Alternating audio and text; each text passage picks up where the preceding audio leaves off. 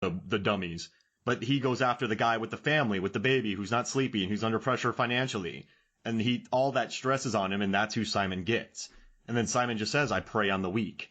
And you're just these things, like, they look for this weakness, and then they find it with the brother. I mean, Michael Abbott Jr., he's done a lot of press for this movie. He's done the majority of it. I couldn't find anything from Brian Bertino, but the way he got him with his family. Because remember, in the movie, he was like, all that matters to me is my family. And I don't think... Yeah. And then he just leaves her. He just leaves.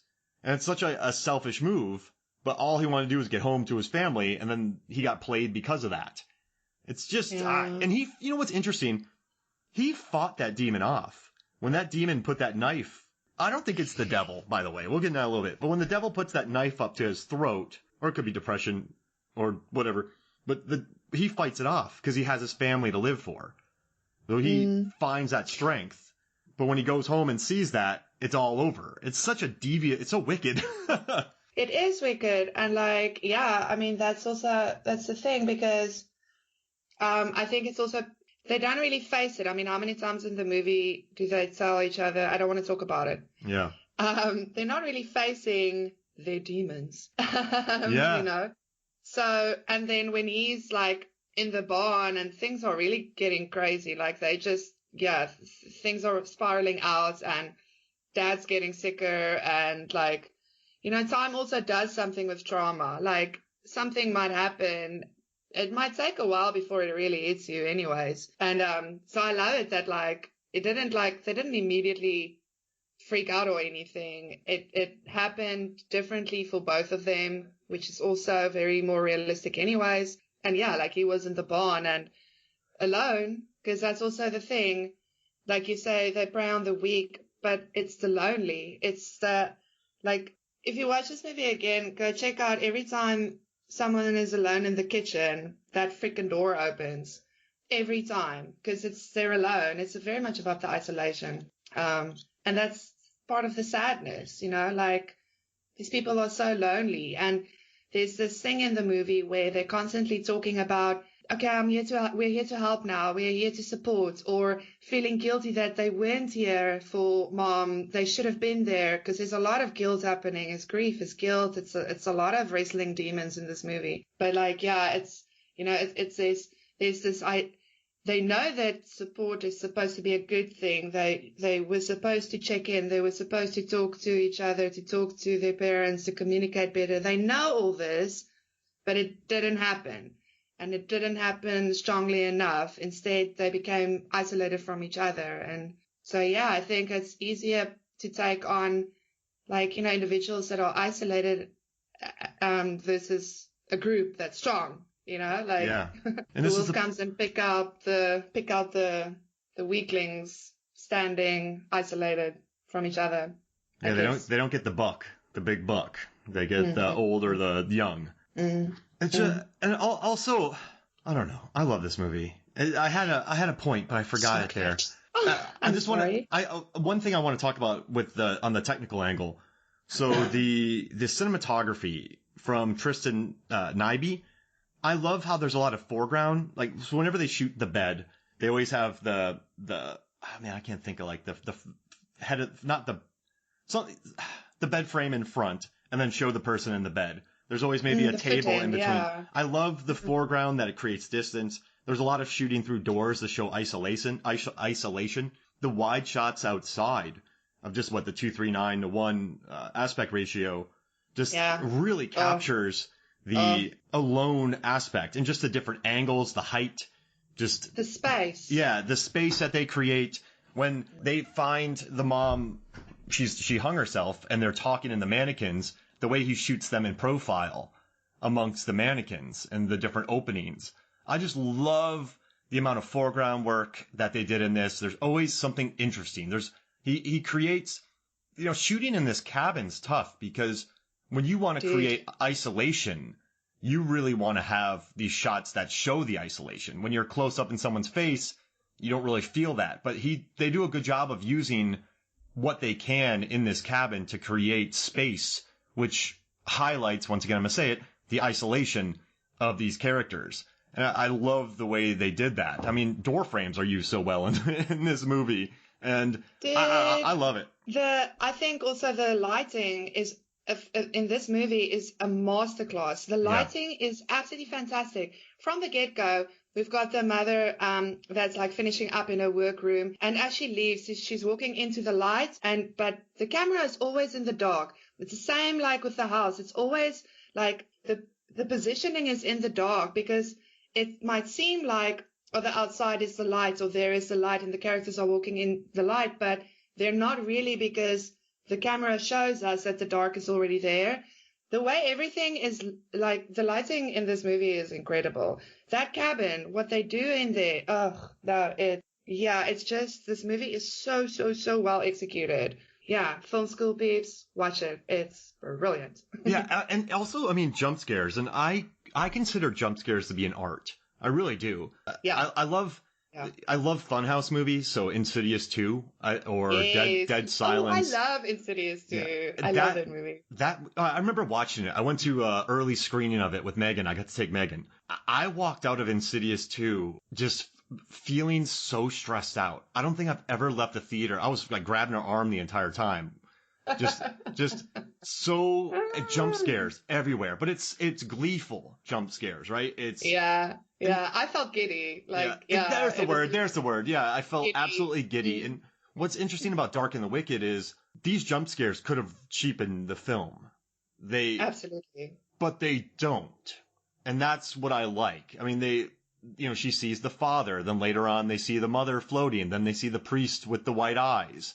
The jump scares that they're able to, I just got goosebumps again, but it's artful jump scares in this. It's a different world than the Insidious 2 jump scares.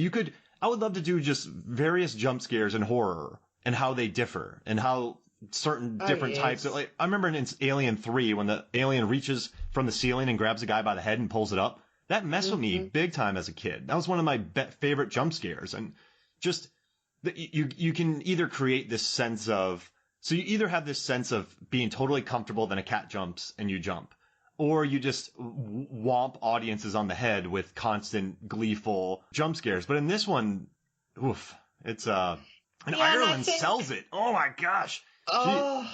She put herself through the ringer in this one, and she was sick. 10 out of 10. She was sick during this, and her mom was there getting her food. The entire crew was kind of looking up. She didn't say what was the sickness, but they filmed this before. Like, they filmed this in 2019, so it wasn't anything going around. But just they said everyone looked out for her, and if the days got too long, that they would kind of not like patronizing looking over her. She was legit sick. And they're like, okay, we probably shouldn't do this anymore. But I think that maybe helped the performance because she's so. Just her eyes are so. I'm not saying being sick was good for her, but I think but maybe between like the dehydration and sunken just her reaction, she sells it so well, and that's that shower scene, the look on her face, because we watch it and we appreciate it, but on the day, I mean, she had to stand in the shower looking mortified, and you're actors, but that's still really tough to do to be believable at it, and. She said that she trusted Brian just 100%, and he was always there with her, not behind the monitor. And you could tell that these two just trusted him. It's interesting. Yeah. It feels this movie has such a great synthesis. And also, as far as production design, they went to his family farm. So they were able to control that. And it probably made it cheaper. So they were able to shoot longer with all these setups. I mean, obviously not everybody has that. But it's neat that they were able to focus on story, character, acting, and not the actual. They weren't paying permits every day to be on this location. They weren't renting this location each day. So it was interesting to watch, and I think that really helped the film on his family farm where he writes, which is wild. Yeah, that's excellent. That's lucky, I guess. Yeah, but this movie, I think I can finally write a review for it. I think I know how it spoke to me because a long time I didn't have words for it. But I think I finally do, and it just that demon finding openings and the grief and moments of weakness, and I like that the family to communicate like a normal family. They're not a normal family, so they'll never have that communication that they have, and I don't know. I like it. Everything about it's good. I don't care. And some people have had issues with the ending jump scare, and yes, really, yeah, and yes, it is a. jump scare, but she's isolated. She's alone. There's no chance now. There's no love. Her brother left. Her mother died. She just saw her dad die. Yeah, He her dad just died died in front of her. So yeah, the thing got her. I mean, that's the movie. And the thing's not going to wait 10 minutes. I know it's playful. The thing definitely likes to get into people's heads. It really does. Okay. Correct. It can murder goats. It's all in the head. It can murder goats, but it can't touch humans? It does, though. Oh, yeah, you're right. It does. Yeah, you're right. But do people have to give it their permission? Is there a switch in their head where they mentally just allow it to? I think it's a feeding thing, you know. I think that's also why throughout the film we see the goats and the sheep like slowly but surely getting slaughtered more and more because it feeds. So it feeds. Again, it's like depression and dark thoughts. It feeds until it's over, you know, like it's relentless. It doesn't let up. Like fighting it and like struggling against it is exhausting.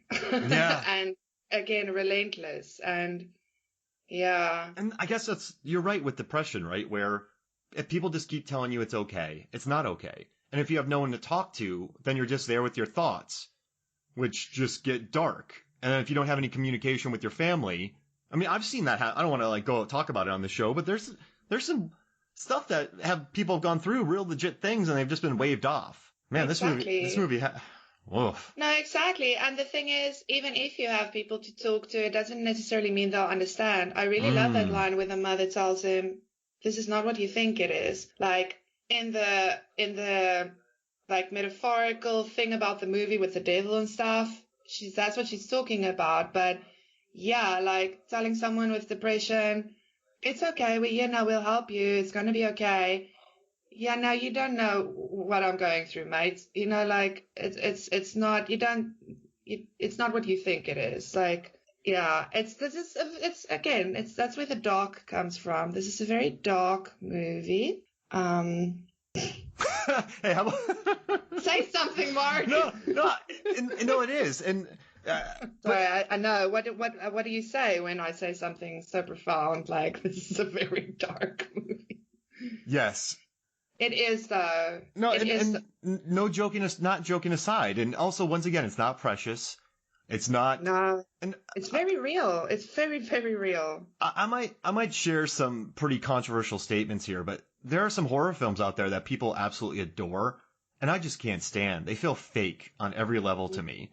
I don't know. I don't want to like bring them up because people will be all mad about it, but there's some beloved horror movies out there like Psychological Family, cultish type stuff, but it's just so fake to me. It doesn't feel real. It feels stylized and it's disconnected. It's like who are you trying to relate to? Who are you like?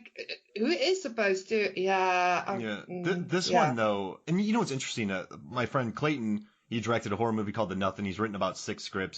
He's worked on a bunch of things. He's a horror lover. He said this is one of the scariest horror movies he'd seen in recent memory. John Levengood of John's Horror Corner absolutely adores this movie. He said it tore him to pieces, and he adored it. And I talked to the guy on Foundflix. Said I watch horror movies for a living. This is all I do. He said, but this one really, really got me. Like this one scared me. So there's something about it. It's 92% on Rotten Tomatoes. I mean, critics love it. I wouldn't say the audience score is only 63 and IMDb 6.1, which isn't that great. But I don't know. It found a way. I don't know. It's just a lot of people I respect love this movie. And I guess why is this, I think this is going to be considered a great horror film soon. Why? Oh, absolutely. It already is. Yeah. Like between us. I know we're like nobodies, but hey. But we're ahead of the curve. We're ahead of the curve, guys.